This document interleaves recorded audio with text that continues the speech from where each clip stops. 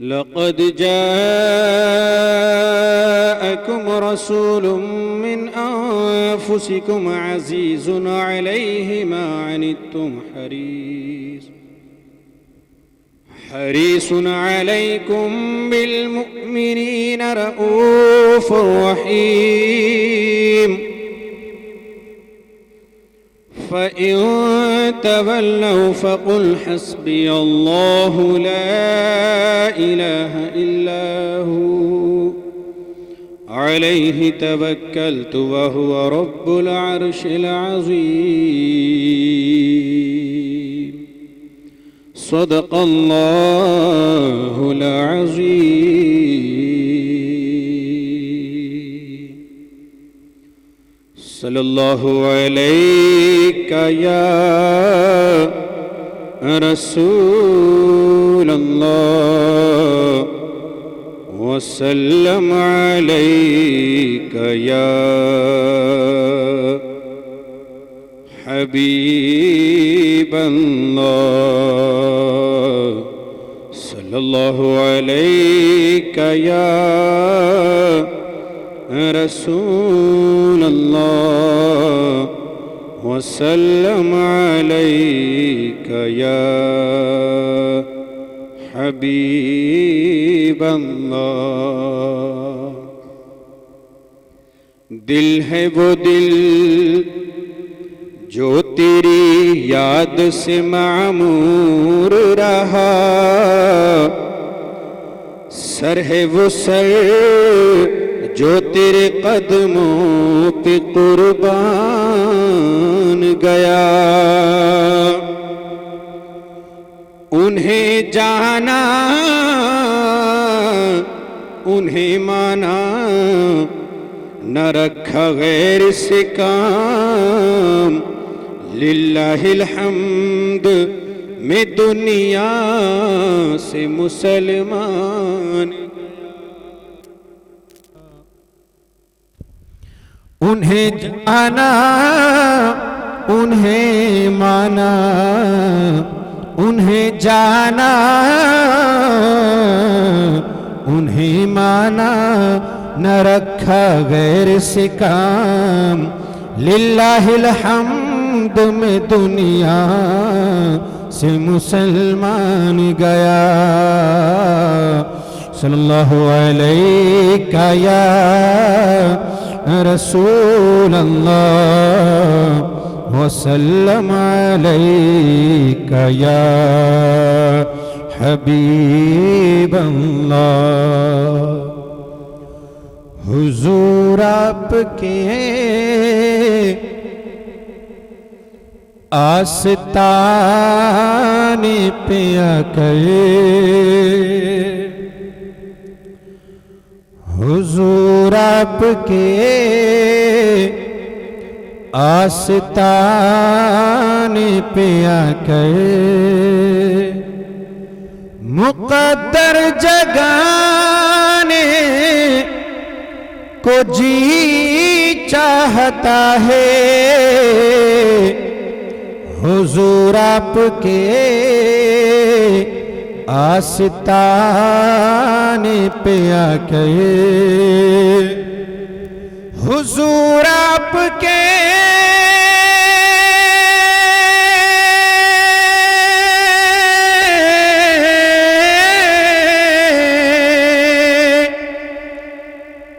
حضور آپ کے آستانے پہ آ کر مقدر جگانے کو جی چاہتا ہے برستی ہے جو بارش نور ہر دم برستی ہے جو بارش نور ہر دم ہاں اسی میں نہانے کو جی چاہتا ہے حضور آپ کے आस्ताने पे आकर जो खुलदे बरी से है मक्के में आया, जो खुलदे बरी से है मक्के में आया, जो खुलदे बरी से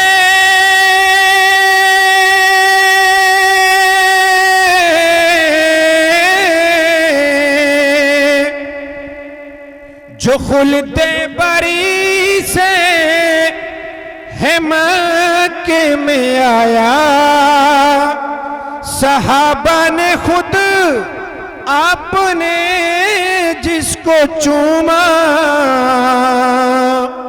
सहाबा ने खुद आपने जिसको चूमा, उसी हजरे अस्वद को ऐ मेरे आका, उसी हजरे अस्वद को ऐ मेरे आका, हाँ नजर से लगाने को जी चाहता है, हुजूर आपके आस्ताने पे आकर मुक़द्दर जगाने को जी चाहता है। करबला के हवाले से ये शेर मुलाहिज़ा फरमाएं। इजाज़त अगर आपकी होगी हासिल, इजाज़त अगर आपकी होगी हासिल, मिलेगी मुझे भी शहादत की मंजिल। ये कहते थे असगर कि ऐ मेरे बाबा, ये कहते थे असगर कि ऐ मेरे बाबा, हाँ मुझे तीर खाने को जी चाहता है, मुझे तीर खाने को जी चाहता है, हुजूर आपके आस्ताने पे आकर। सबकी अलग अलग तमन्ना होती है, कोई कहीं घर बनाना चाहता, कोई कहीं घर बनाना चाहता है, लेकिन आशिक रसूल की सुने कि वो कहाँ घर बनाना चाहता। न कश्मीर ना पेरिस में घर की तमन्ना, न कश्मीर में न पेरिस में है घर की तमन्ना, मगर एक ख्वाहिश है आकिल की मौला, जहां से नजर आए आका का रोजा, जहां से नजर आए आका का रोजा, हाँ वही घर बनाने को जी चाहता है, वही घर बनाने को जी चाहता है, हुजूर आपके आस्ताने पे आकर मुक़द्दर जगाने को जी चाहता है, बरसती है जो बारिशे नूर हरदम, हाँ उसी में नहाने को जी چاہتا ہے یا رسول اللہ، اسی میں نہانے کو جی چاہتا ہے، حضور آپ کے آستانے پہ آ گئے۔ صلی اللہ علیہ یا رسول اللہ، وسلم علیک یا حبیب اللہ، صلی اللہ علیک یا رسول اللہ، وسلم علیک یا حبیب اللہ، صلی اللہ علیک یا رسول اللہ، وسلم علیک یا حبیب اللہ۔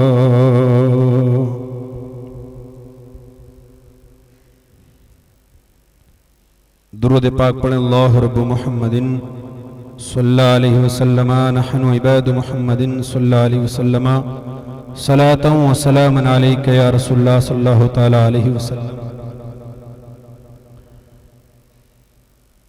کربلا کربلا کربلا کربلا کربلا کربلا کربلا کربلا کربلا کربلا۔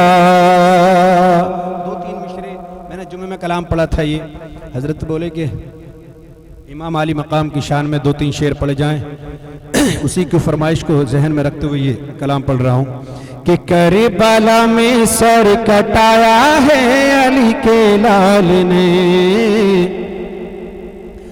کربلا میں سر کٹایا ہے علی کے لال نے، کربلا میں سر کٹایا ہے علی کے لال نے، کہ کربلا میں سر کٹایا،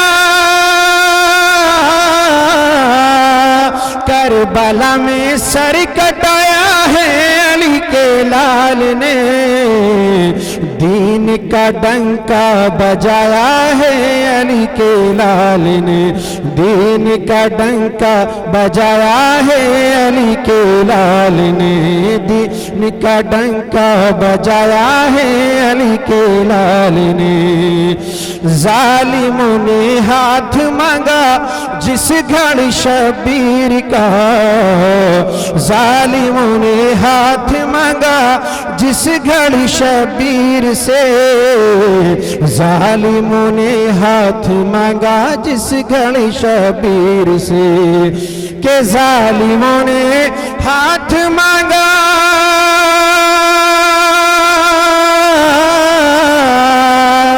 ظالموں نے ہاتھ مانگا جس گھڑی شبیر سے، اس کے بدلے سر کٹایا ہے علی کے لال نے، اس کے بدلے سر کٹایا ہے علی کے لال نے، دین کا ڈنکا بجایا ہے علی کے لال نے، دین کا ڈنکا بجایا ہے علی کے لال نے۔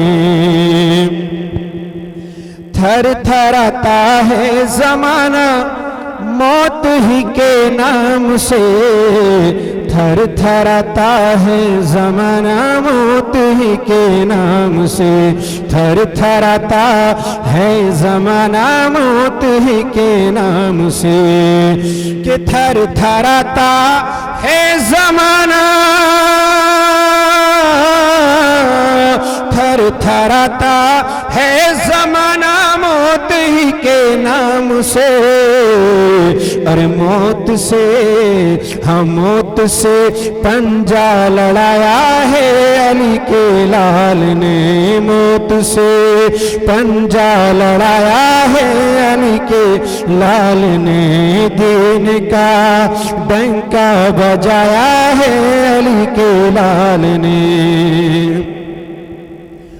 کون کہتا ہے حسین بن علی پیاسے رہے، کون کہتا ہے حسین بن علی پیاسے رہے، کون کہتا ہے حسین بن علی پیاسے رہے، ہاں کون کہتا ہے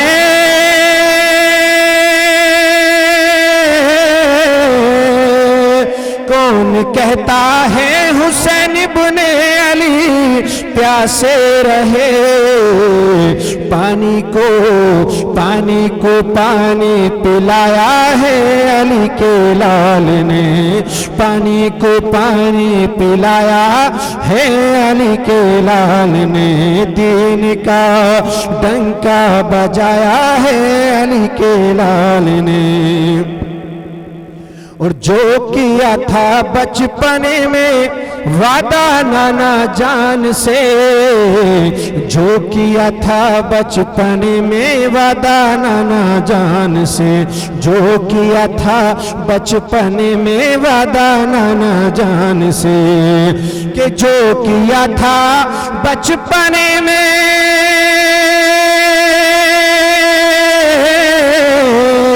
جو کیا تھا بچپن میں وعدہ نانا جان سے، کربلا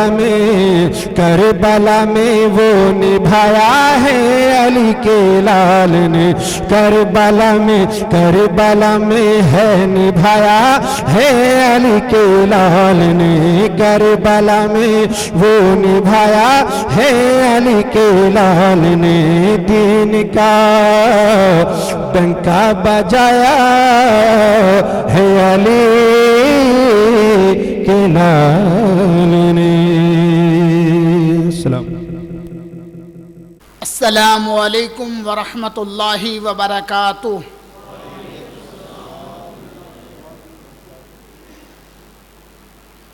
الحمد للہ حمدا طیبا کثیرا للہ الواحد القہار، الصلاۃ والسلام علی النبی الامی المختار وعلی آلہ واصحابہ الابرار الاخیار الی یوم القرار، اما بعد، اعوذ باللہ من الشیطان الرجیم، بسم اللہ الرحمن الرحیم،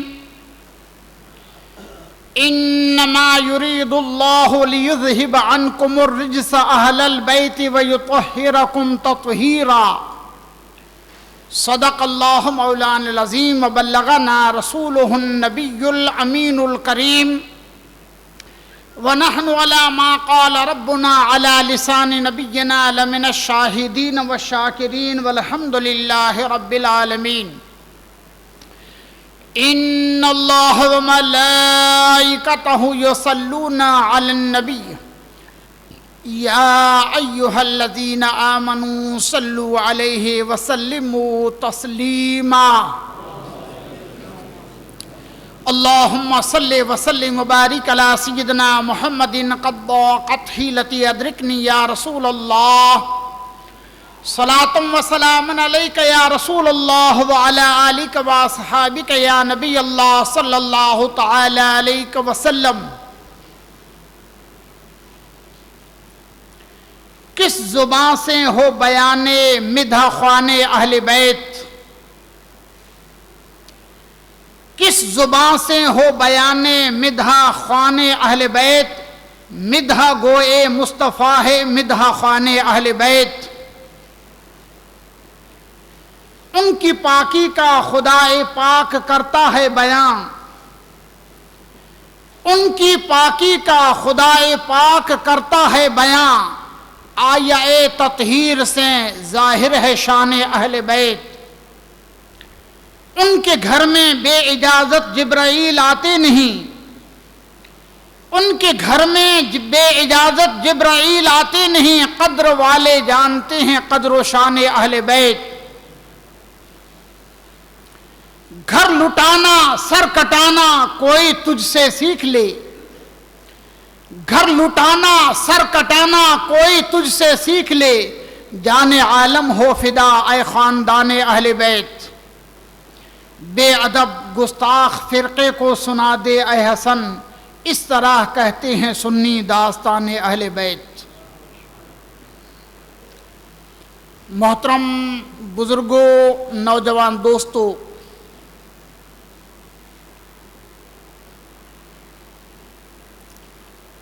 نسبت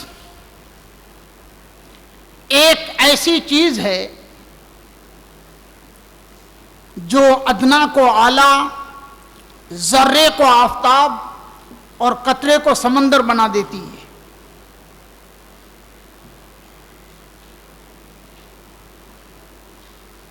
نسبت ہی ہے جو معمولی ٹائلز اگر اللہ کے ولی کے مزار پر لگے تو اہل محبت اسی ٹائلز کو چومتے ہیں۔ گھر میں لگی ہو، ٹوائلٹ میں لگی ہو، کوئی چپل کے بغیر نہیں جاتا ہے۔ یہی ٹائلز اگر اللہ کے ولی کے آستانے پر لگی تو چوما جاتا ہے۔ معمولی کپڑا 50 روپے کا میٹر اگر کسی ولی کے مزار کی چادر بنے تو اہل عشق سے چومتے ہیں، نہیں تو 4000 کا میٹر ریمنڈ کا کپڑا دکان میں پڑا رہے تو کوئی نہیں چومتا ہے۔ یہی حال نسبتوں کا ہے۔ دنیا میں بے شمار خاندان ہیں، بے شمار انسان آباد ہیں، لیکن جس خاندان کو میرے مصطفیٰ سے تعلق ہو گیا اور جن لوگوں کے رگوں میں مصطفیٰ کا خون سمایا، اللہ رب العزت نے انہیں اہل بیت کہا، اور ان کی عظمت و بلندی، ان کے بلندی درجات کا قرآن اور حدیث میں خطبہ پڑھا گیا۔ قرآن مجید کے 22ویں پارے کی میں نے ایک آیہ کریمہ تلاوت کی ہے، انما یرید اللہ لیذھب عنکم الرجس اہل البیت ویطہرکم تطہیرا۔ جزئی نیست، انما، اس کا اردو اور فارسی میں ترجمہ ہوتا ہے جزئی نیست، اور اگر ہماری بھاشا میں بولوں تو حقیقت یہ ہے، یہی حقیقت ہے، انما یرید اللہ، بے شک اللہ نے ارادہ کر لیا ہے، لیذھب عنکم الرجس اہل البیت، تاکہ تم سے رجس کو، نجاست کو، ناپاکی کو، گناہ کو، عذاب کو، پلیدی کو، 5-6 ترجمے علماء نے کیے ہیں، یہ ساری چیزوں کو دور کر دے۔ اہل البیت، اے میرے نبی کے اہل بیت، وَيُطَهِّرَكُمْ تَطْهِيرًا، اور تمہیں پاک اور صاف بنا دے۔ یہ پاک اور صاف بنانے والا کون؟ یہ مطہر بنانے والا کون؟ یہ اللہ پاک ہے۔ یرید اللہ، اللہ کا ارادہ ہے، رب کی مشیت ہے، اے اہل بیت مصطفیٰ تم کو جہنم کے عذاب سے دور کر دے، ناپاکی سے تمہیں دور کر دے، اور تمہیں پاک اور پوتر بنا دے۔ یہ میں نے خلاصہ کر دیا رجس کا معنی کیا۔ اللہ تعالیٰ کے رسول صلی اللہ علیہ وسلم نے فرمایا کہ میری بیٹی فاطمہ کی اولاد کو اللہ تعالیٰ جہنم کے عذاب سے دور رکھے گا۔ اب لفظ اہل بیت آیا ہے، اہل بیت، اہل البیت، یہ ترجمہ نہیں ہے، قرآن کے الفاظ ہیں۔ اہل مانا والا، ہماری بولی میں کہتے ہیں والا، بیت یعنی گھر، اہل بیت یعنی گھر والا، گھر والے۔ تو یہ کون ہیں اہل بیت؟ اس لیے کہ قرآن مجمل ہے، اس میں اجمال ہے، قرآن میں نام نہیں ہوتے۔ آپ کو تعجب ہوگا کہ آقا کریم صلی اللہ علیہ وسلم کے 1,40,000 صحابہ میں صرف ایک صحابی کا نام قرآن میں ہے، صرف ایک کا نام، حضرت ابوبکر صدیق کا نہیں ہے، عمر عثمان و علی کا نہیں ہے، حسن حسین کا نام نہیں ہے، ایک صحابی کا نام حضرت زید کا نام ہے اور کسی کا نام نہیں۔ اسی طرح کی بے شمار ان گنت باتیں ہیں کہ قرآن میں اجمال ہے۔ اجمال آپ کہو گے یہ اجمال کیا بلا ہے؟ تو اجمال یعنی ٹوک سر بیان۔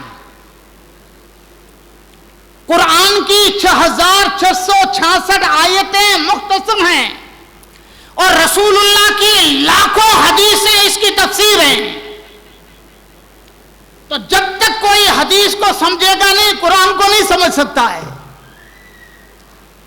جیسے نماز ہے، قرآن میں آتا ہے نماز پڑھو، ایک سے زیادہ نمازیں ہیں اور اشارت النص سے ثابت ہوتا ہے 5 ہیں، لیکن سپشٹ کہیں نہیں ہے کہ 5 نمازیں پڑھو، کہیں نہیں۔ نمازیں پڑھو، حافظوا علی الصلوات والصلاۃ الوسطی، اشارت النص۔ علماء کہتے ہیں کہ اس سے ثابت ہوتا ہے کہ 5 نمازیں ہیں، لیکن ظاہر میں نہیں ہے 5 نمازیں پڑھو۔ کیسے پڑھو یہ بھی قرآن میں نہیں ہے۔ زکوٰۃ دو، کتنی دو، قرآن میں نہیں ہے۔ یعنی بے شمار احکام اجمال کے ساتھ ہیں۔ تو یہ تو ماننا پڑے گا کہ علماء تفسیر جو بیان کریں وہی حق۔ تو اہل بیت کون ہیں؟ اس میں علماء کے الگ الگ قول ہیں۔ اصل بات یہ ہے کہ قرآن میں کی یہ جو آیت ہے سورہ احزاب کی، یہ تسلسل کے ساتھ جہاں بیان ہے، یہاں حضور کی بیویوں کا، ازواج مطہرات کا بیان ہے۔ 7 آیتوں میں ازواج مطہرات کا بیان ہے، اور اچانک یہ جو آیت ہے اس میں لفظ اہل بیت آیا ہے۔ تو حضرت ابو سعید خدری کہتے ہیں کہ اہل بیت سے مراد یہاں حضور کی بیویاں ہیں۔ آقا کریم صلی اللہ علیہ وسلم کی ایک ساتھ 9 بیویاں رہتی تھیں، ان کا بیان ہے۔ بلکہ ابو سعید، اب حضرت ابن عباس نے کہا ہے حضور کی بیویوں کی طرف اشارہ ہے۔ اور حضرت ابو سعید خدری کہتے ہیں کہ جن 5 تنے پاک کو مصطفیٰ نے اپنی چادر کے نیچے ڈالا تھا وہ مراد ہیں۔ 2 قول تو یہ ہو گئے، علی، فاطمہ، حسن، حسین اور اللہ کے رسول، یہ 5 تن جس کو کہتے ہیں، یہ اہل بیت میں آئے۔ بعض کہتے ہیں حضور کی بیویاں۔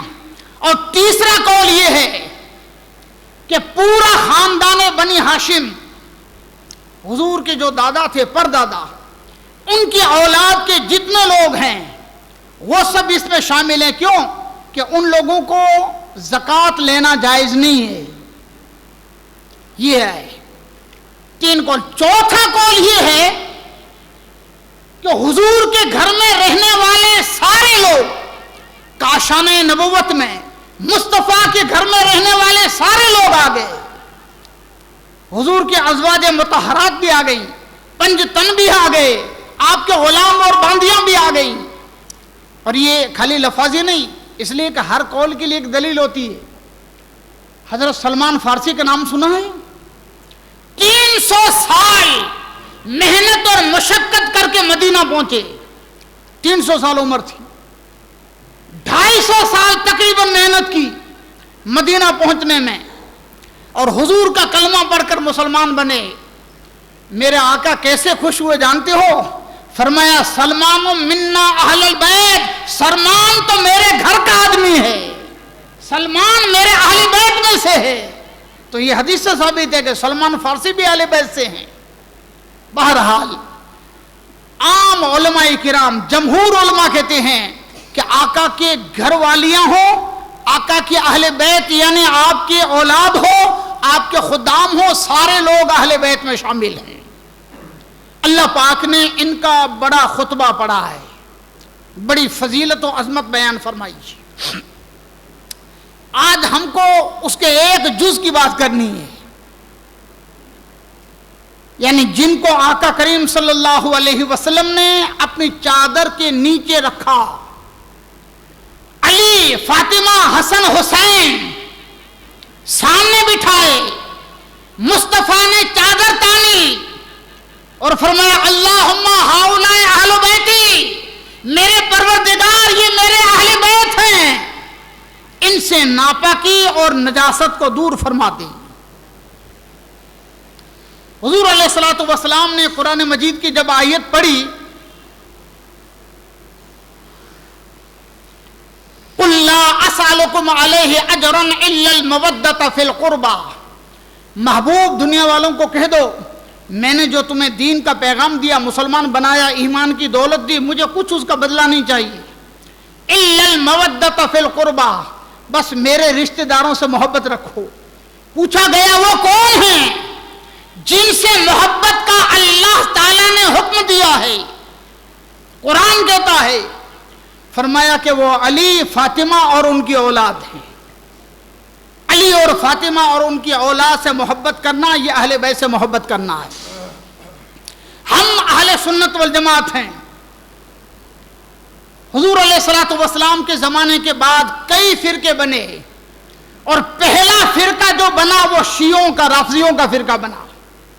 یہی وہ رافضی تھے جنہوں نے پہلے پہل محبت اہل بیت کا دعویٰ کیا، اہل بیت کے نام پر جان نچھاور کرنے کی قسمیں کھائیں، اور کوفہ میں مولا علی کو شہید کرنے والے یہی ظالم ہیں۔ حضرت امام حسن کو دھوکہ دینے والے یہی ظالم تھے۔ کربلا میں امام علی مقام اور سارے خاندان رسول پر ظلم کے پہاڑ توڑ کر شہید کرنے والے یہی ظالم تھے۔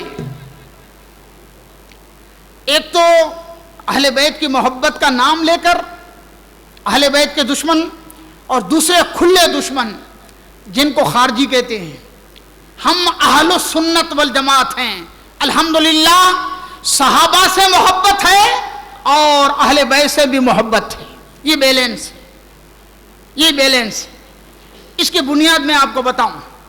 آقا کریم صلی اللہ علیہ وسلم نے فرمایا تھا، اہل بیتی کا سفینۃ نوح، غور سے سننے کی بات، اہل بیتی کا سفینۃ نوح من رکبہا نجا، میری اہل بیت نوح علیہ السلام کی کشتی کی طرح ہے، جو سوار ہوگا وہ بچ جائے گا۔ آج سے 6200 سال پہلے، 6200 برس پہلے دنیا میں طوفان آیا، اور کتنا پانی تھا جانتے ہو؟ ہمارا ہندوستان کا جو 27,000 فٹ کی بلندی پر جو ہمالیہ ہے نا، یہ بھی پانی میں ڈوب گیا تھا، اتنا پانی تھا، سارے پہاڑ، ساری آبادی ڈوب گئی، کشتی میں جو سوار تھے وہی بچے، نوح علیہ السلام کے ساتھ 80 آدمی بچے، باقی سب ڈوب گئے، مر گئے۔ پوری دنیا میں صرف 80 آدمی سلامت رہے جو ایمان لائے تھے، سارے بے ایمان ختم۔ یہ الگ بات ہے، ایک بڑھیا کا واقعہ جو میں نے سنایا تھا، اللہ چاہے تو کوئی اس طرح بچ سکتا ہے، 80-81 آدمی بچے۔ تو سرکار نے فرمایا کہ میری اہل بیت نوح علیہ السلام کی کشتی ہے، جس طرح طوفان نوح میں بچنے کے لیے نوح علیہ السلام کی کشتی میں بیٹھنا ضروری ہے، اسی طرح اے لوگوں، اس جہان فتنہ میں فتنے سے بچنے کے لیے میری اولاد کا دامن تھامنا ضروری ہے۔ اہل بیت کا دامن تھامو تو بچو گے، اہل رسول سے محبت، اہل بیت سے محبت۔ اور دوسری بات فرمائی، اصحابی کالنجوم بأیہم اقتدیتم اہتدیتم، میرے سارے صحابہ آسمان کے درخشندہ ستارے ہیں، مصطفیٰ نے فرمایا میرے صحابہ آسمان کے تارے ہیں، بأیہم اقتدیتم، جس کا تم نے دامن تھاما ہدایت مل جائے گی۔ اچھا آپ ذرا غور کیجئے گا، میری بات کی طرف دھیان دیجئے گا، اہل بیت کو سرکار نے کشتی کہا، صحابہ کو تارے کہا، کشتی دریا میں چلنے والی، تارے آسمان پر جگمگانے والے، دونوں کا جوائنٹ، کوئی جوائنٹ ہو سکتا ہے، لیکن علماء کا کام ہے جوائنٹ تلاش کرنا۔ عالم لوگ، علماء جو سنشودھن کرتے ہیں نا، جوائنٹ ڈھونڈ لیتے ہیں۔ جس زمانے میں وہ کا ینتر نہیں تھے، اس زمانے میں کشتی میں سوار لوگ، کشتی میں سفر کرنے والے آسمانوں کے تاروں کو دیکھ کر منزل تلاش کرتے تھے۔ نہیں ہے یہ بات سمجھ؟ بیٹھ جا بیٹا، بیٹھ جا۔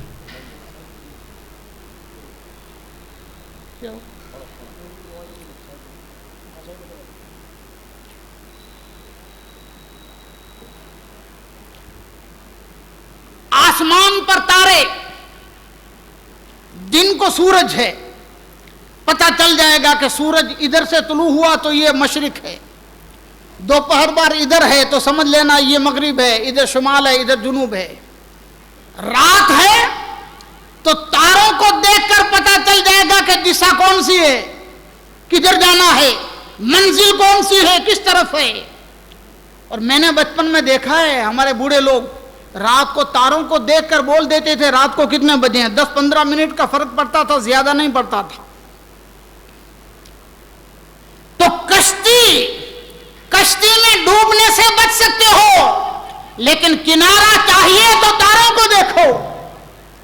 آئی سمجھ میں بات؟ کشتی پانی میں ڈوبنے سے بچا سکتی ہے، لیکن کنارہ پہنچنے کے لیے ضروری ہے کہ تاروں کو دیکھا جائے۔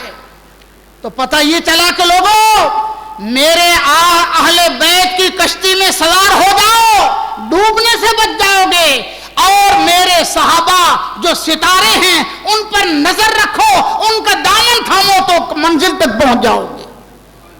سرکار اعلیٰ حضرت نے اسی بات کی طرف اشارہ کر کے فرمایا، اہل سنت کا ہے بیڑا پار اصحاب حضور۔ خارجی لوگ ہیں نا، وہ صرف صحابہ کو مانتے ہیں، اہل بیت کے دشمن ہیں۔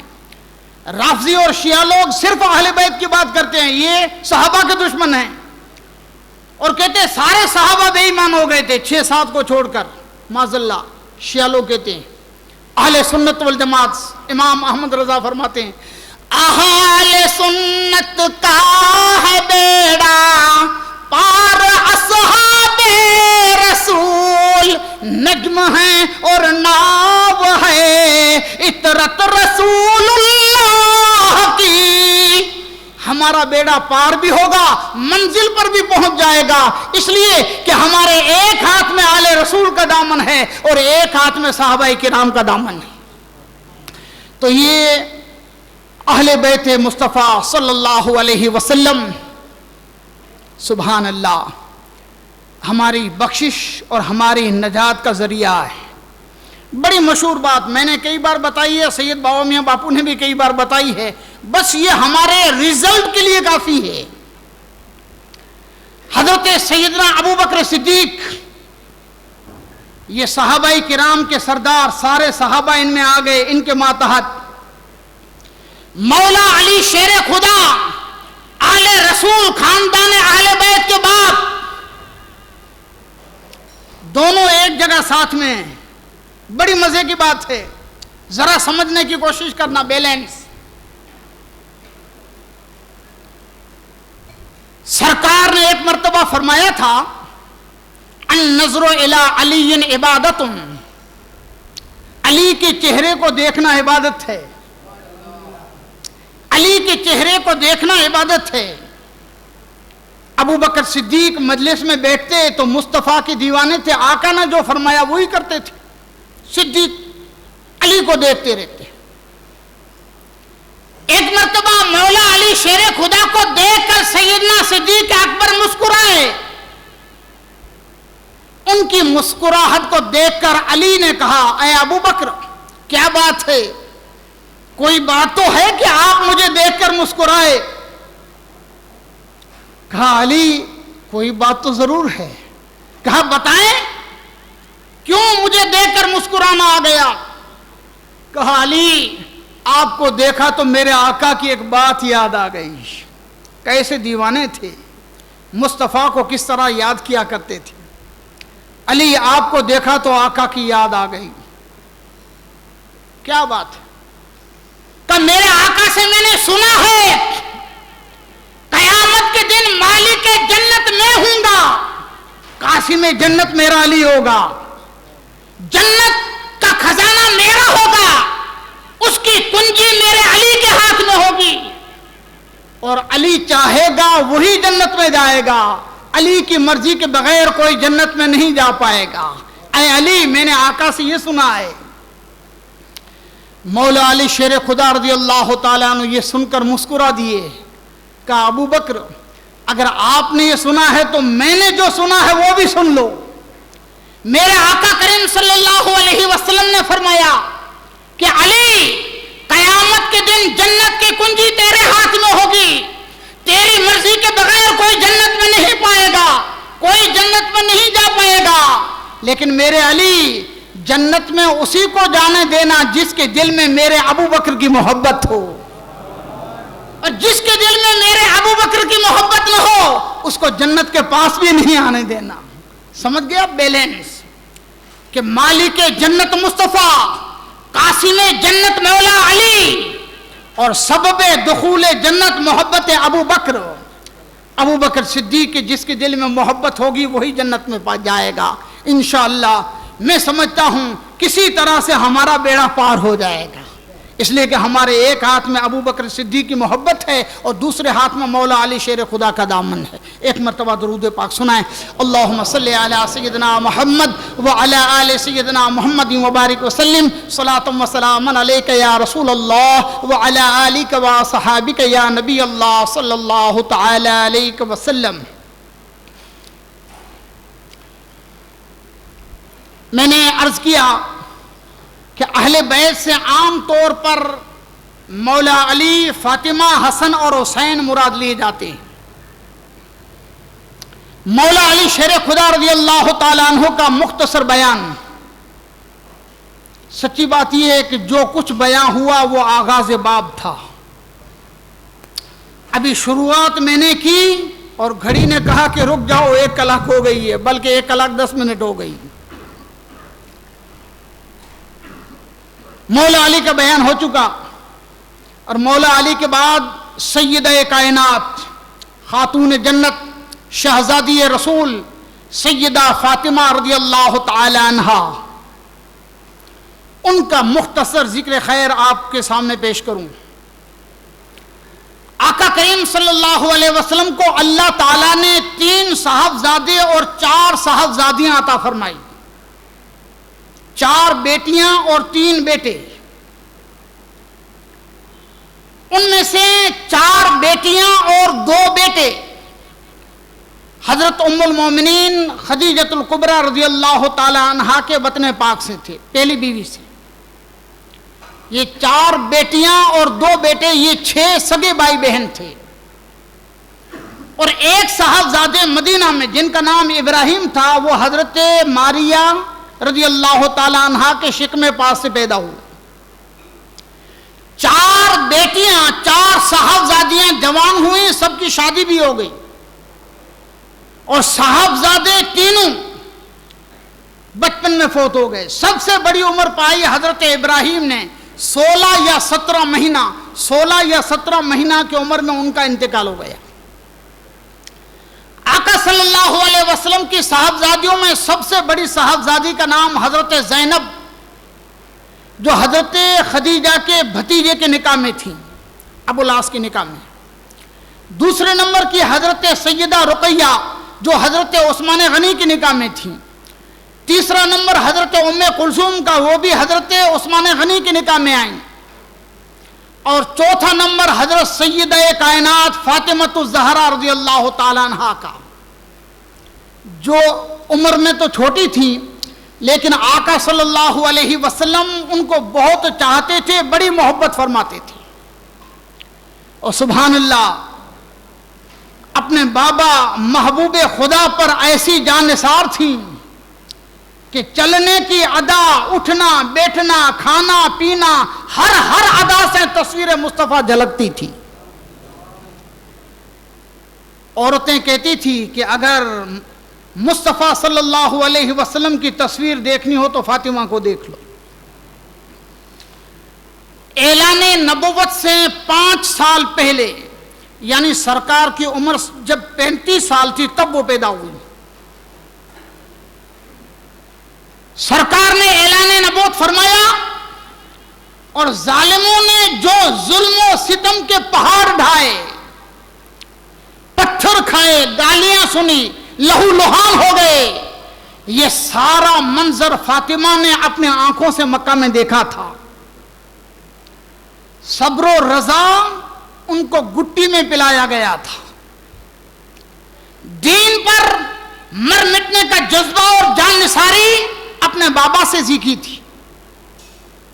ارے ذرا سوچو تو صحیح کہ جو حسن اور حسین صابروں کے امام اور دنیا جن کے دامن سے صبر و رضا کا سبق سیکھے، ان کی ماں کا مقام کیا ہوگا؟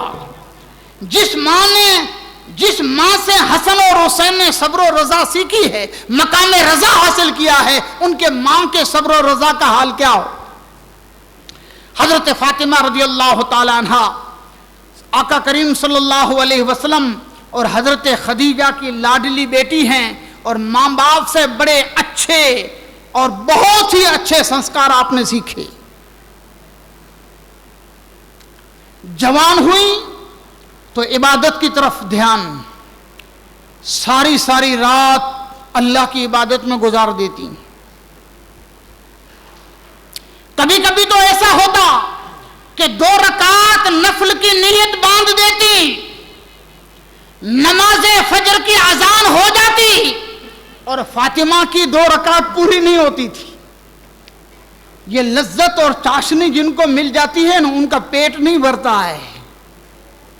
نہیں سمجھے آپ؟ عبادت کی لذت اور عبادت کی جو چاشنی ہے نا، اس کا ٹیسٹ جس کو مل جائے، بس رات کیا ہے انہیں پتہ ہی نہیں چلتا۔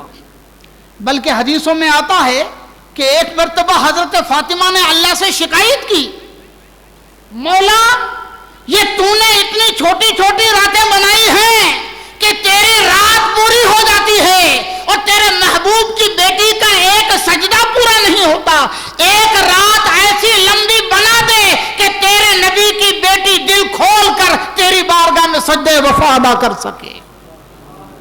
یہ حضرت فاطمہ رضی اللہ تعالیٰ عنہ مدینہ پاک آئے، بہت مختصر میں، اس لیے کہ سفر بڑا لمبا ہے، ٹائم بہت شارٹ ہے۔ مدینہ آئے، آقا کریم صلی اللہ تعالیٰ علیہ وسلم نے حضرت مولا علی شیر خدا رضی اللہ تعالیٰ عنہ کا نکاح حضرت فاطمہ سے کر دیا۔ گھر سنسار میں کئی باتیں ہوتی ہیں، لیکن فاطمہ کی صبر و رضا کی عادت، ماں اور باپ سے جو سیکھ ملی تھی، اللہ کی قسم اس کا کوئی جواب نہیں۔ حضرت فاطمہ سے مصطفیٰ نے کہا، بیٹی کیا تم راضی نہیں ہو انک سیدۃ نساء العالمین، سارے جہاں کی عورتوں کی اللہ نے تجھے سردارہ بنایا ہے، کیا تو راضی نہیں ہے؟ حضرت سیدہ کائنات عرض کرنے لگی، ابا جان پھر مریم حضرت عیسیٰ کی ماں ہیں اور ان کا مقام و مرتبہ تو قرآن سے ثابت ہے، آپ مجھے کہتے ہیں کہ میں تمام جہان کی عورتوں کی سردار ہوں، تو پھر مقام و مرتبہ مریم کہاں؟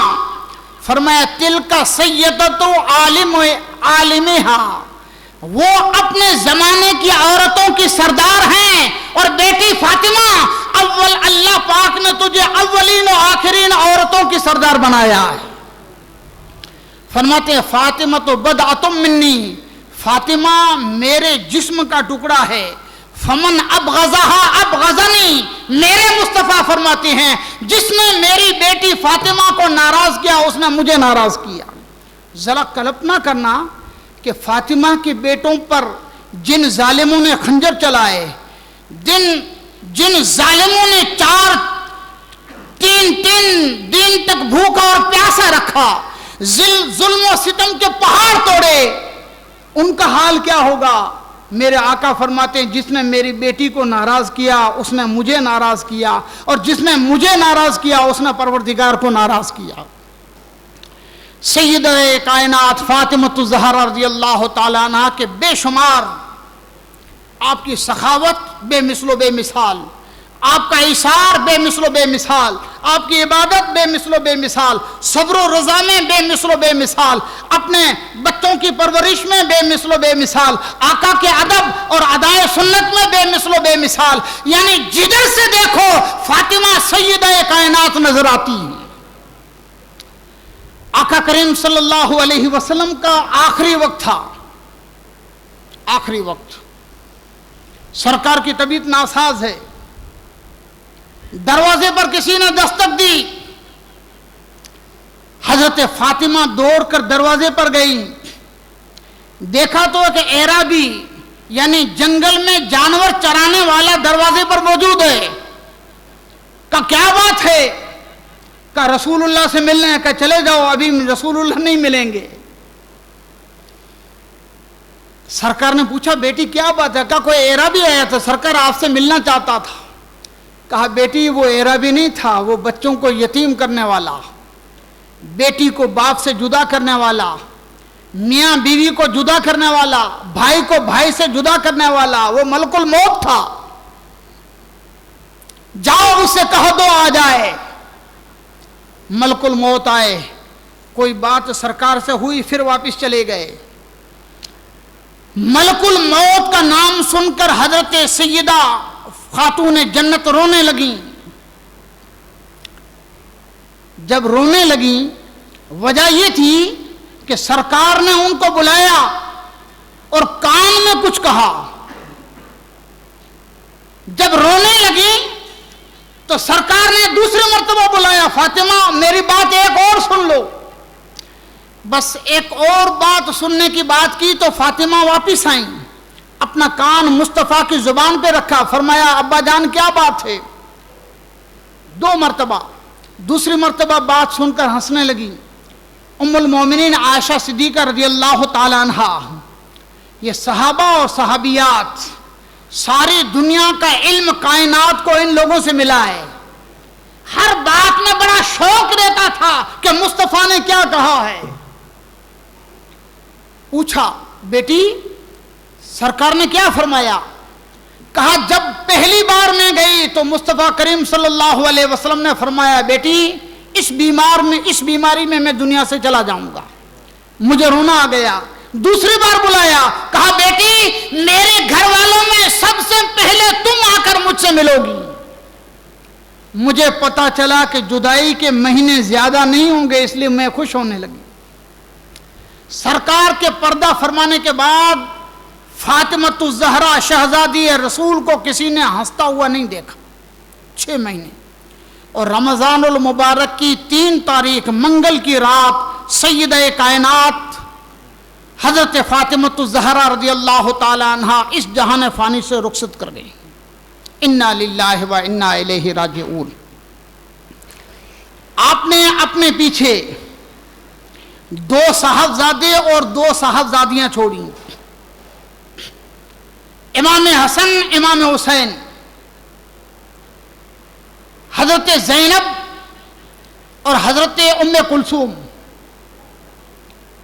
2 بچے، ایک بیٹا اور ایک بیٹی، رقیہ اور محسن، یہ چھوٹی عمر میں انتقال کر گئے تھے۔ مختصر یہ کہ 9 سال کے گھر سنسار میں اللہ تعالیٰ نے حضرت فاطمہ اور حضرت مولا علی شیر خدا کو 6 بچے عطا فرمائے، 3 بیٹے اور 3 بیٹیاں، جن میں 2 ایک بیٹا اور ایک بیٹی بچپن میں انتقال کر گئے۔ حضرت امام حسن رضی اللہ تعالیٰ عنہ مولا علی اور فاطمہ کے سب سے بڑے صاحبزادے، یہ 15 رمضان المبارک ہجری سن 3 میں پیدا ہوئے، امام حسن مجتبی بڑے صاحبزادے۔ دوسرے صاحبزادے حضرت امام حسین 5 شعبان ہجری سن 4، یعنی دونوں بھائیوں کے بیچ کا گیپ 10 مہینہ اور 20 دن ہے. 10 مہینہ 20 دن کے بعد حضرت امام حسین رضی اللہ تعالیٰ عنہ پیدا ہوئے. اور دونوں جب پیدا ہوئے آقا کریم صلی اللہ علیہ وسلم تشریف لائے اور دونوں بچوں کے کان میں اذان اور اقامت کہی, اپنا لعاب دان عطا فرمایا. اتنا ہی نہیں, جب امام حسن پیدا ہوئے تو سرکار علیہ الصلوۃ والسلام نے مولا علی سے پوچھا کہ بیٹے کا نام کیا رکھنا ہے. کہا سرکار میں تو کیا رکھ سکتا, آپ کا حق ہے, لیکن میرا ارادہ ہے کہ حرب نام رکھوں. حرب یعنی لڑائی, جنگ, یدھ گجراتی میں بولتے ہیں جس کو. سرکار نے فرمایا کہ میرا اللہ جو فرمائے گا وہی نام رکھوں گا, اللہ کی مرضی سے نام رکھا جائے گا. حضرت جبرائیل علیہ السلام آئے. آپ کو یاد ہوگا, علماء سے سنا ہوگا کہ جنگ تبوک کے موقع پر جب سرکار نے مولا علی شیر خدا سے فرمایا کہ تم ساتھ میں نہیں چلو گے, تم مدینہ میں رہو گے, تو مولا علی شیر خدا کہنے لگے, عرض کیا یا رسول اللہ سارے لڑنے والے صحابہ آپ کے ساتھ اور میں یہاں عورتوں اور بچوں میں رہ کے کیا کروں گا. فرمایا انت منی بمنزلت ہارون, ہارون میں موسیٰ. جس طرح ہارون علیہ السلام موسیٰ علیہ السلام کے ساتھ تھے, اسی طرح تم میرے ساتھ ہو, ہارون علیہ السلام کی جگہ پر ہو. لیکن فرق یہ ہے کہ میرے بعد کوئی نبی نہیں ہے. سنا ہوگا آپ نے, ہارون علیہ السلام, موسیٰ علیہ السلام جب کوہ طور پہ جاتے تو اپنا نائب بنا کر حضرت ہارون کو چھوڑ جاتے. میں ودیش جا رہا ہوں, علی تجھے اپنا نائب بنا کر چھوڑے جا رہا ہوں. تو ہارون علیہ السلام کا نام آیا تو حضرت ہارون علیہ السلام کو اللہ تعالیٰ نے 2 بیٹے عطا فرمائے تھے. ایک کا نام تھا شبر اور دوسرے کا نام شبیر. شبر اور شبیر یہ دونوں سریانی بھاشا کے شبد ہیں, اور شبر کا معنی ہوتا ہے حسن اور شبیر کا معنی ہوتا ہے حسین. جو حضرت ہارون کے بیٹوں کے نام تھے, آقا کریم صلی اللہ علیہ وسلم نے حضرت مولا علی کے دونوں صاحبزادوں کے نام شبر اور شبیر کے اوپر حسن اور حسین نام تجویز فرمائے. آقا کریم صلی اللہ علیہ وسلم کے فرمانے کے مطابق دونوں صاحبزادوں کے نام حسن اور حسین رکھے گئے. آقا کریم صلی اللہ علیہ وسلم کے زمانے پاک میں سے تقریباً 6.5 برس امام حسن نے پائے, 5.5 برس امام حسین نے پائے. اس زمانے میں عرب کے شہزادے ایسے ہوشیار تھے کہ اتنی چھوٹی عمر میں سنی ہوئی کتنی حدیثیں امام حسن اور امام حسین کو یاد تھی. آقا علیہ الصلوۃ والسلام سبحان اللہ, وہ بھی کیا ٹائم ہوگا, میرے مصطفیٰ اپنے بیٹوں کو کندھے پر پھرا کر اٹھا کر مدینے کی گلیوں میں پھراتے ہوں گے. ایک مرتبہ امام حسن مصطفیٰ کے کندھے پر ہیں. ایک صحابی نے دیکھا, نعم المرکبہ رکبت یا غلام, کہنے لگے بیٹے تیری سواری تو دیکھ, کائنات کا مالک, عرش و کرسی پر جس کا راج, ایسا پیغمبر محبوب خدا تیری سواری بنا ہے. سرکار نے فرمایا کہ سواری کو دیکھنے والے اوپر جو بیٹھا ہے سوار کو بھی دیکھ. وہ نعم الراکب ہوا, حدیث کے الفاظ ہیں, سواری کو تو دیکھتا ہے, یہ بھی دیکھ کہ اوپر جو بیٹھا سوار ہے یہ کتنا اونچا ہے. امام حسین سبحان اللہ, ایسی تربیت مصطفیٰ نے فرمائی جس کی کوئی مثال نہیں. لیکن میں نے شاید 4 سال پہلے بتایا تھا, ایک ہوتی ہے تعلیم اور ایک ہوتی ہے پریکشا. سمجھ گئے؟ تعلیم میں ودیارتھی کو بتایا جاتا ہے, سکھایا جاتا ہے, اور پریکشا میں جو سیکھا ہے اسے پوچھا جاتا ہے. تو حسن و حسین کو صبر و رضا کا درس مدینے میں پڑھایا مصطفیٰ نے. اور جب تعلیم ہوتی ہے تو سکھایا جاتا ہے, خوب سکھایا جاتا ہے. ایک مرتبہ رات کو امام حسین پیاسے ہیں, گھر میں پانی نہیں ہے. سیدہ کائنات نماز تہجد کے لیے وضو کر لیا, مولا علی لڑائی پہ گئے ہیں, گھر میں حاضر نہیں ہیں. آدھی رات کو پانی ختم ہو گیا، امام حسین رونے لگے رضی اللہ تعالیٰ عنہ۔ خاتون جنت نے کہا کیا ہے بیٹا؟ کہا اماں پانی پینا ہے۔ کہا بیٹے آدھی رات تو ہو گئی ہے، تھوڑی دیر سو جا، بس صبح ہو جائے گی پانی مل جائے گا۔ خاتون جنت نے نماز شروع کر دی، پھر حسین رونے لگے۔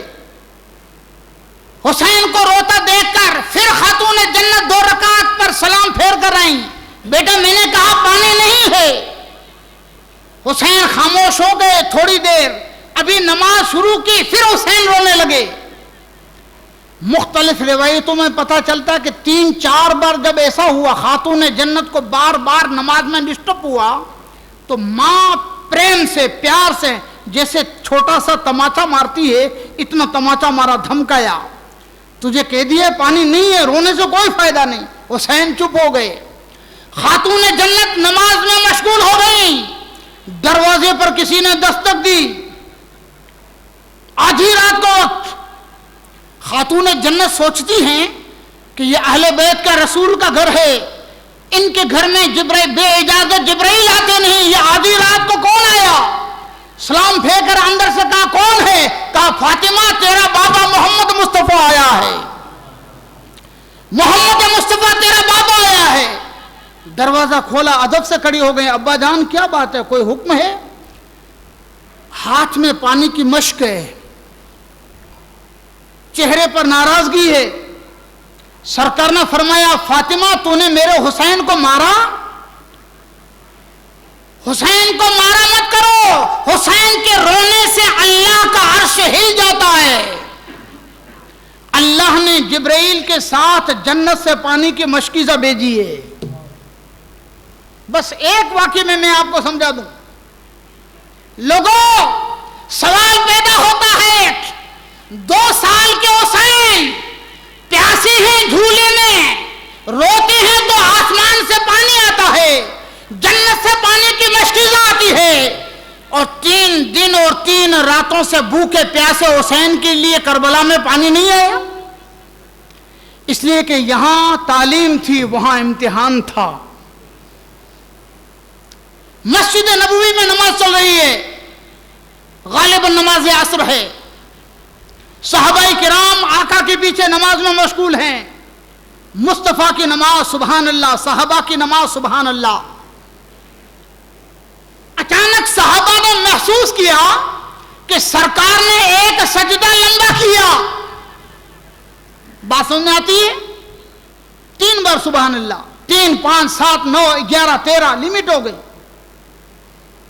3 5 7 9 10 9 11 13، کم سے کم 3 زیادہ سے زیادہ 13 کو پر فضول ہے، اتنی تسبیح پڑھو۔ لیکن صحابہ نے اتنی تسبیح پڑھی کہ سرکار نے اللہ اکبر نہیں کہا۔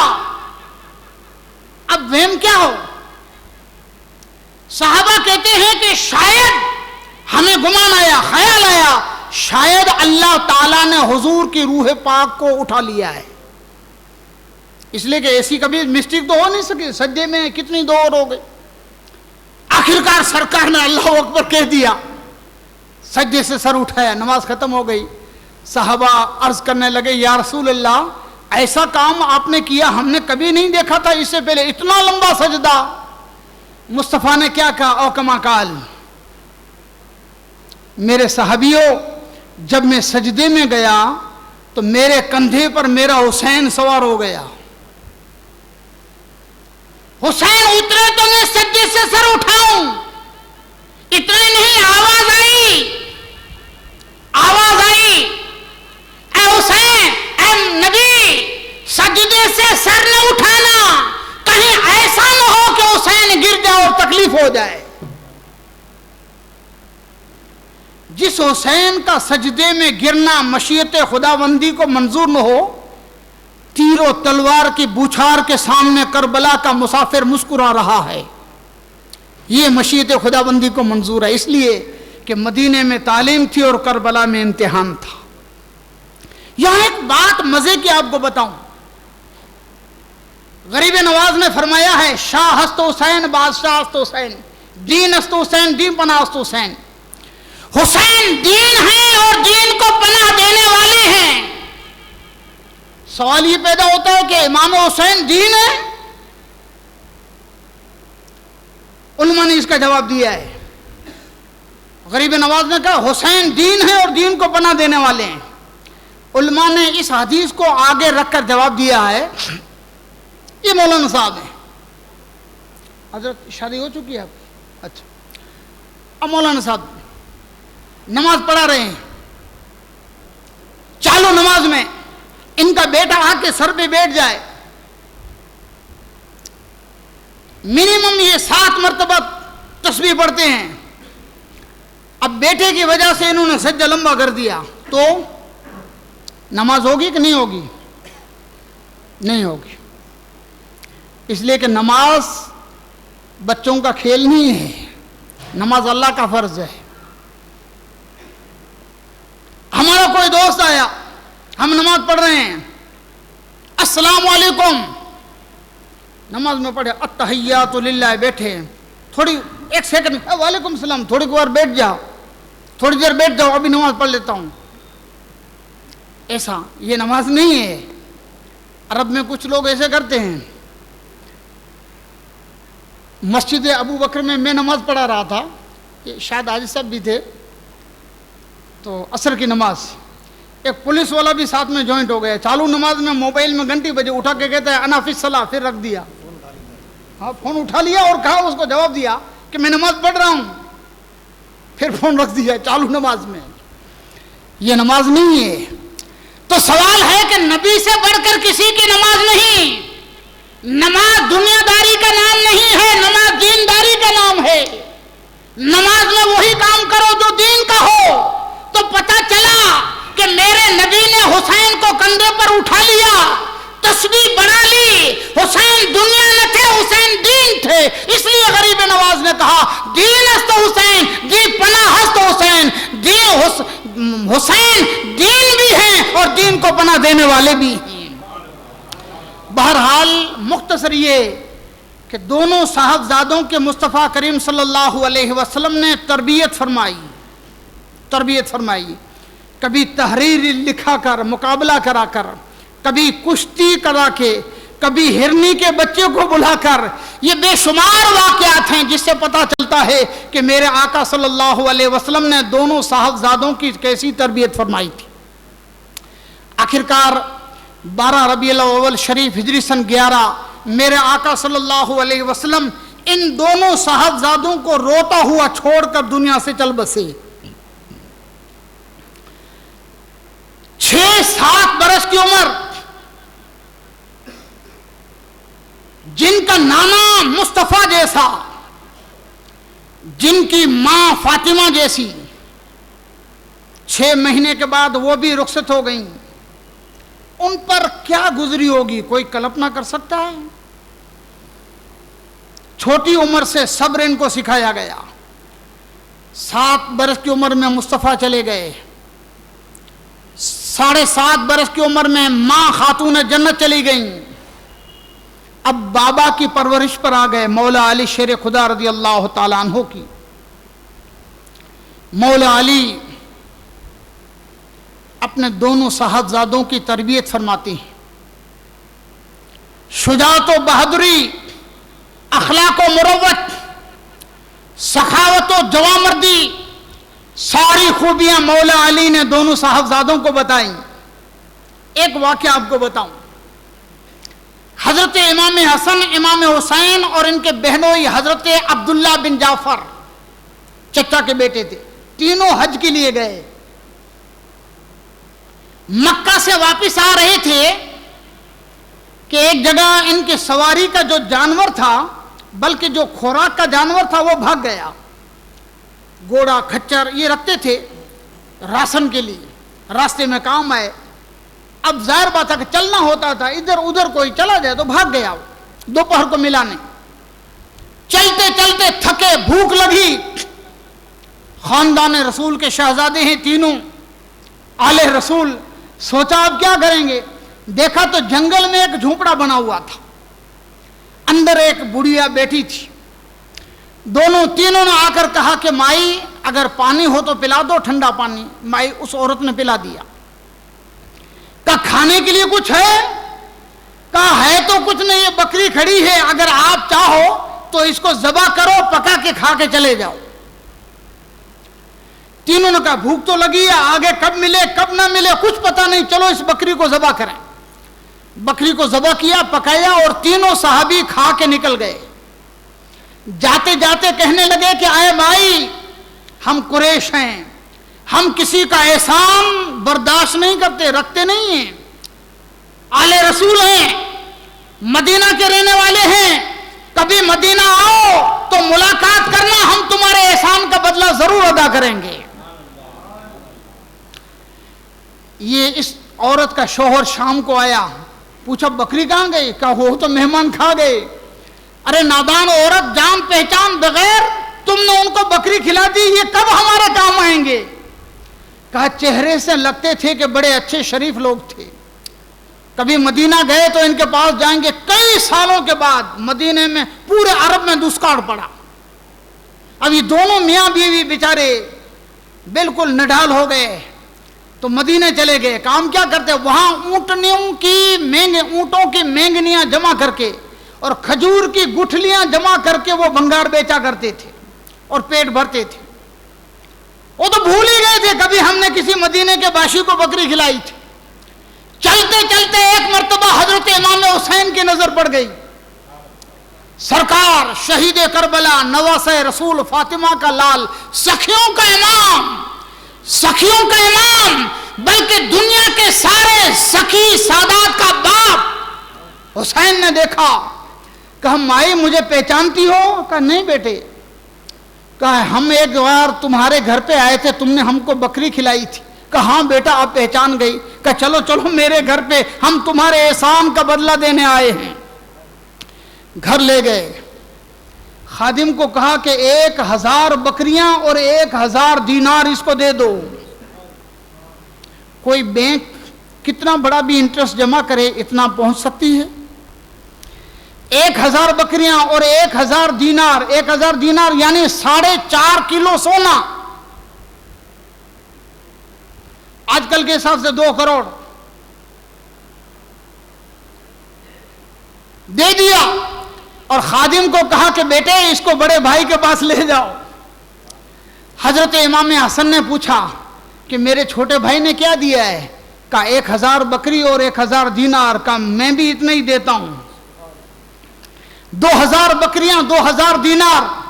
پھر کہا, خادم کو کہا کہ حضرت عبداللہ بن جعفر کے پاس لے جاؤ. یہ دونوں تو اتنے مالدار نہیں تھے, وہ تو بڑے دولت مند تھے, حضرت جعفر طیار کے صاحبزادے.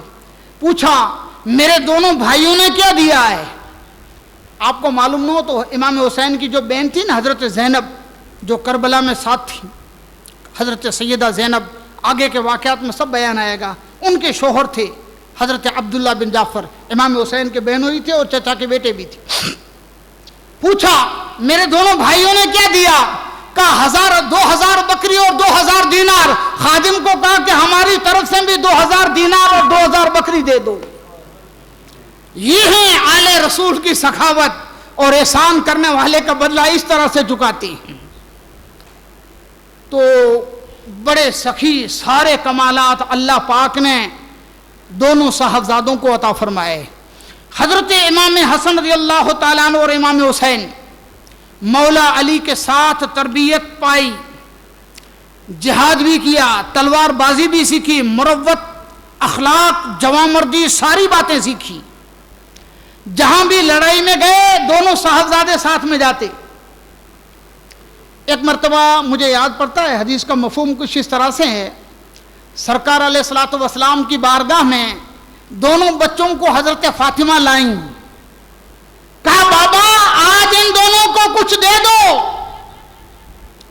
آپ کو اللہ نے کائنات کے خزانوں کا مالک بنایا ہے, ان کو دینا ہو تو کچھ دو.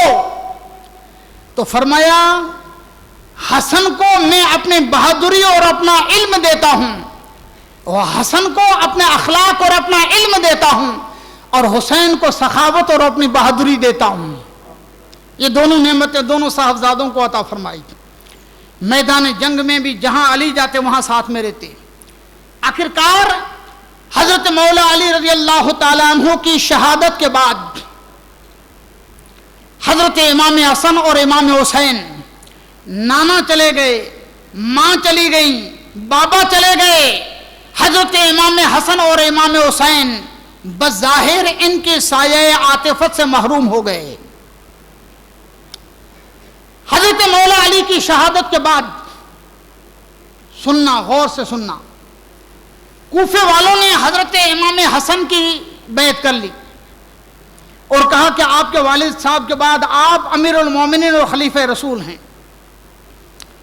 40,000 لوگوں نے بیعت کی۔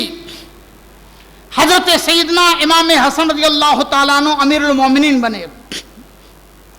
6 مہینے ابھی ہوئے تھے کہ حضرت امیر معاویہ رضی اللہ تعالیٰ عنہ ایک بہت بھاری لشکر، تقریباً اس کی سنکھیا تاریخی کتابوں میں 60,000 آتی ہے، ملک شام سے 60,000 کا لشکر لے کر کوفہ کی طرف آنے لگے۔ امام میں حسن کو پتہ چلا تو آپ بھی 40,000 کا لشکر لے کر گئے سامنے۔ لڑائی ہونے سے پہلے حضرت امام حسن رضی اللہ تعالیٰ عنہ، نبی کی اولاد، آقا سے بڑا تعلق، اور میں بار بار کہتا ہوں پردہ غیروں سے ہوتا ہے، اپنوں سے نہیں ہوتا۔ نہ جانے مصطفیٰ کریم صلی اللہ علیہ وسلم نے کیا فرمایا، لڑائی کے لیے 40,000 کا لشکر لے کر جانے والے حسن بغیر لڑائی کے حضرت امیر معاویہ سے صلح کر لیتے، اور راز یہ تھا، حضور نے فرمایا تھا ابنی ھذا سید لعل اللہ ان یصلح بہ بین فئتین من المسلمین او کما قال، میرا بیٹا یہ سردار ہے، مصطفیٰ نے کہا تھا، بچپن میں کہا تھا میرا یہ بیٹا سردار ہے، اللہ تعالیٰ اس کی وجہ سے مسلمانوں کے 2 گروہ کے بیچ میں سمادھان فرما دے گا۔ ایک بات کہوں، بڑے نکتے کی بات، مولانا صاحب بیٹھے ہیں، اہل علم کو پوچھ لینا، بین فئتین من المسلمین، دونوں مسلمان جماعتوں میں جھگڑا ہونے والا ہوگا اور صلح ہو جائے گی۔ امام حسن کی جماعت کو بھی مصطفیٰ کریم نے مسلمان کہا، حضرت امیر معاویہ کی جماعت کو بھی مصطفیٰ نے مسلمان کہا ہے۔ آج کے نااہل ناسمجھ لوگ رافضیوں کی باتوں میں آنے والے معاذ اللہ کیا کیا بکتے ہیں۔ میرے نبی سے بڑھ کر کوئی ایمان کی گارنٹی نہیں دے سکتا ہے۔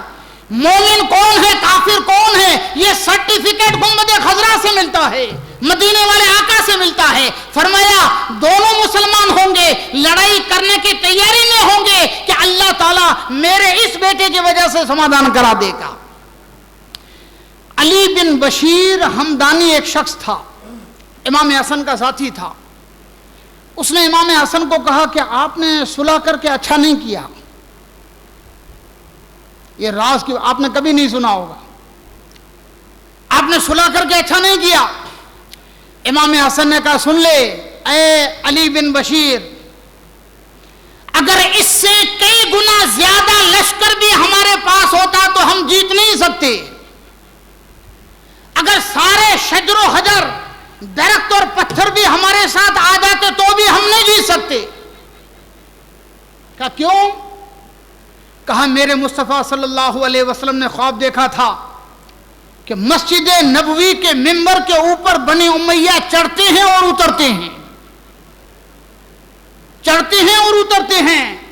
میرے آقا صلی اللہ علیہ وسلم ناراض ہوئے، یہ لوگوں نے میرے ممبر کو تماشا بنا رکھا ہے۔ تو جواب میں اللہ پاک نے قرآن کی سورت اتاری، انا اعطیناک الکوثر۔ چند دنوں کے لیے کسی کے پاس کچھ آ سکتا ہے، لیکن میرے محبوب کائنات کی ساری نعمتیں بھلائیاں ہم نے تو آپ کے مقدر میں رکھی ہیں۔ انا اعطیناک الکوثر۔ اور ایک سنو، عاشورہ کی رات امام حسین کی شہادت کی رات ہے۔ ایک تفسیر یہ، سب تفسیر یہ نہیں، ایک تفسیر یہ، میں تو ایک قرآن اور حدیث کا طالب علم ہوں، میں نے پڑھا ہے وہ آپ کو بتاؤں۔ انا انزلناہ فی لیلۃ القدر وما ادراک ما لیلۃ القدر لیلۃ القدر خیر من الف شہر۔ ہم نے آپ کو قدر کی رات میں اس قرآن کو ہم نے اتارا ہے۔ جنرلی تفسیر یہ ہے رمضان کی 27ویں رات شب قدر اس میں اترا۔ اور وما ادراک ما لیلۃ القدر، لیلۃ القدر کیا آپ کو کیا معلوم؟ یہ 1000 مہینوں سے افضل ہے۔ ایک تفسیر صوفیانہ تفسیر یہ ہے کہ عاشورہ کی رات کیا ہے، 1000 مہینوں سے افضل ہے۔ بنی امیہ کی حکومت جو آئی امام حسن کے بعد، یہ 1000 مہینے رہی، 84 سال رہی، 84 سال ان کی حکومت رہی۔ اور میرے مصطفیٰ 84 سال ان کی حکومت رہے گی، لیکن حسین کے شہادت کی رات، عاشورہ کی رات 84 سال سے بھی افضل اور برکت والی ہے۔ ایک تفسیر یہ ہے۔ بہرحال حضرت امام علی مقام امام حسن مجتبیٰ نے حضرت امیر معاویہ سے صلح کر لی، اور صلح کی شرائط تھی کچھ۔ ایک شرط یہ تھی کہ امیر معاویہ فی الحال خلیفہ ہوں گے، حضرت امیر معاویہ کے بعد امام حسن کو خلافت منتقل ہو جائے گی۔ دوسرا یہ ہوگا کہ حضرت امام حسن کے اوپر جتنا قرضہ ہے حضرت امیر معاویہ ادا کریں گے۔ تیسری بات یہ ہے کہ امام حسن حضرت علی اور آپ کے چاہنے والوں سے بنی امیہ کسی طرح کا کوئی انتقام اور بدلہ نہیں لیں گے۔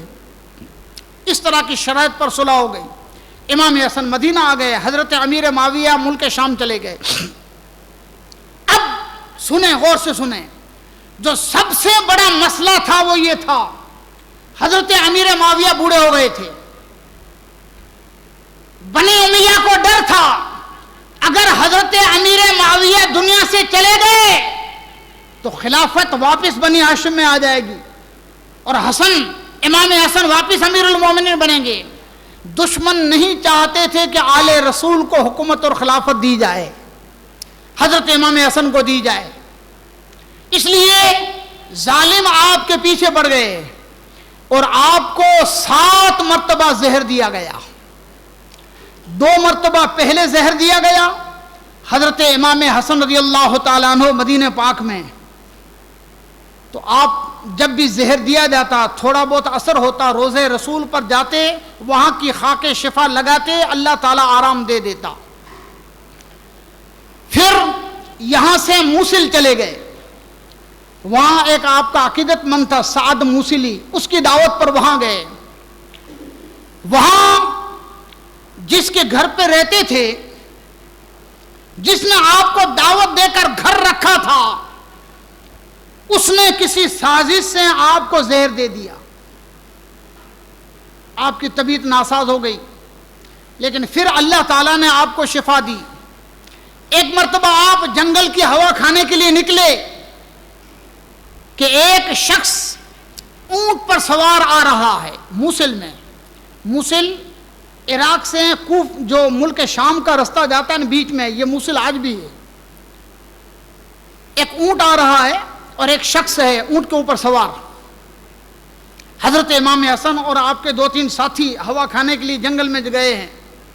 اچانک ایک چیتا آ گیا، اس نے اونٹ پر سوار آدمی کو مار ڈالا، اور اونٹ کو بھی مارنے کے لیے بڑھا تو سعد موصلی اور دوسرے جو ساتھی تھے انہوں نے اس چیتے کو بھگا دیا۔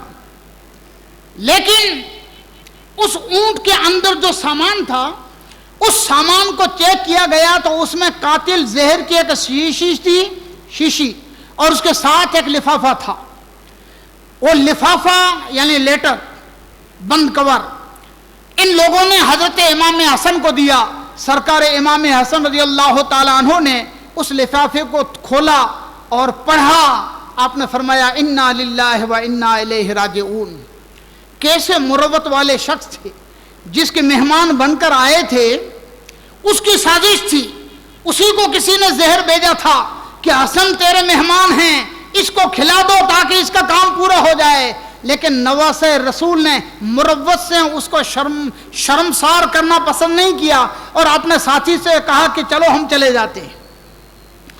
سعد موصلی کو پتا چلا کہ لیٹر میں کچھ ہے، اس لیے حضرت امام غمگین ہوئے اور فوراً جانے کا فیصلہ کر لیا ہے۔ لیٹر پڑھا تو وہ سمجھ گئے۔ انہوں نے اور چند دوسرے لوگوں نے مل کر جس کے گھر پر حضرت امام حسن ٹھہرے تھے اس کو لکڑی مار مار کے پورا کر ڈالا اور جہنم رسید کر دیا۔ حضرت امام حسن واپس مدینہ پاک آ گئے۔ مدینہ پاک میں پھر 1-2 بار آپ کو زہر دیا گیا. 2 سال ہو گئے تھے مسلسل، کئی بار زہر دیا گیا.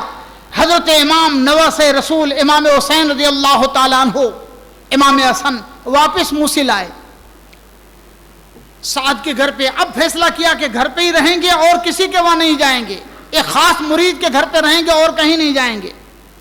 تو ایک وہاں اندھا تھا، حضرت امام حسن کی حدیثیں سنتا، امام حسن کے پیچھے نماز پڑھتا اور احادیث سن کر اہل بیت کا ذکر کر کے ایسا روتا تھا کہ دیکھنے والوں کو پتا چلے کہ سب سے بڑھ کر وفادار اہل بیت یہی ہیں. لیکن اس ظالم نے ایک لکڑی میں نیچے کیل لگوائی، کیل، اور اس میں زہر لگوا دیا. لکڑی میں کیل اور کیل میں زہر.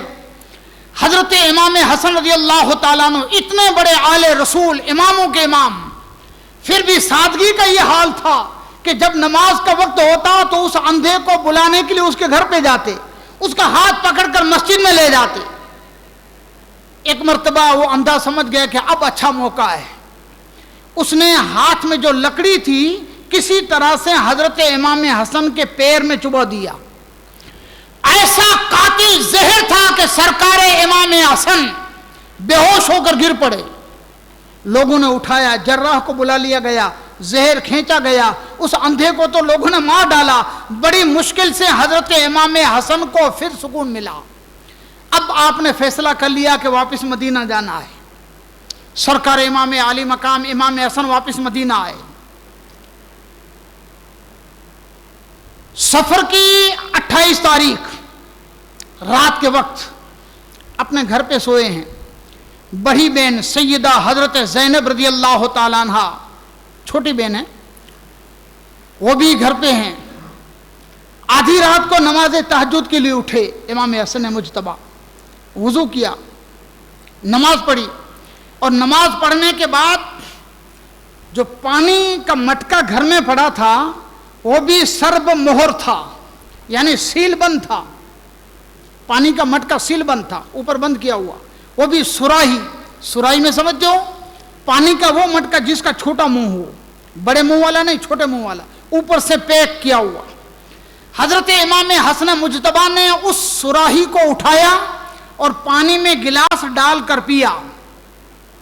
بس پانی کے ایک گلاس کا پینا تھا کہ آپ کے آنکھوں میں اندھیرا آ گیا اور جگر کے تقریباً 70 ٹکڑے ہو گئے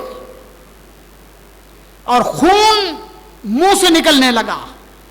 اس مٹکے پانی کی سراہی میں لوگوں نے، علماء نے لکھا ہے کہ جو کنی ہوتی ہے نا پیسی ہوئی، ہیرا کنی بولتے ہیں ہمارے دیسی بھاشا میں، ہیرا کنی، اس کا زہر سب سے خطرناک ہوتا ہے. اس کو پیس کر کسی کو اگر پلایا جائے تو چند سیکنڈ میں وہ مر جائے گا. اس زمانے میں سب سے قاتل زہر یہ تھا. حضرت امام حسن رضی اللہ تعالیٰ عنہ بے ہوش ہو کر گر پڑے. آپ کو اٹھایا گیا. سیدہ زینب نے دوڑ کر حضرت امام حسین کو بلایا. سیدنا امام حسین پاک آئے، فرمایا کیا ہوا؟ کہا بھیا پچھلے 2 سال سے مجھے کئی مرتبہ زہر دیا گیا ہے، اللہ پاک نے مجھے شفا دے دی، لیکن آج جو زہر دیا گیا ہے وہ ایسا قاتل ہے کہ جسے پانی کے اندر پی کر میرے جگر کے ٹکڑے ٹکڑے ہو گئے ہیں اور مجھے اب لگتا ہے کہ میری زندگی کا آخری وقت ہے. علماء نے لکھا تھا کہ اگلے دن آپ نے خواب دیکھا تھا. خواب یہ تھا کہ پیشانی پر قل ہو اللہ لکھا ہے. اس زمانے میں خواب کی تعبیر کے امام تھے حضرت سعید بن مسیب. ان سے پوچھا اس خواب کی تعبیر کیا ہے؟ سب تو خوش ہوئے کہ خواب بڑا اچھا ہے، قرآن کی آیت اور بھی سورہ اخلاص کی آیت پیشانی پر لکھی ہے، سب کو اچھا لگا.